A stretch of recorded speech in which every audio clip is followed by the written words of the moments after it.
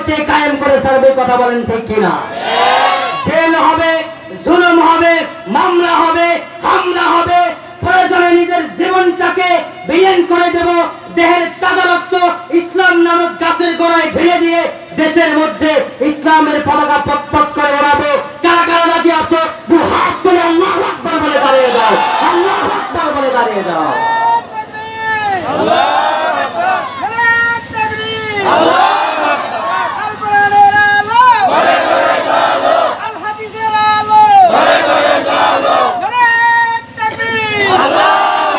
আল্লাহ আমাদেরকে কবুল করুন, সকল করে আল্লাহুম্মা আমিন।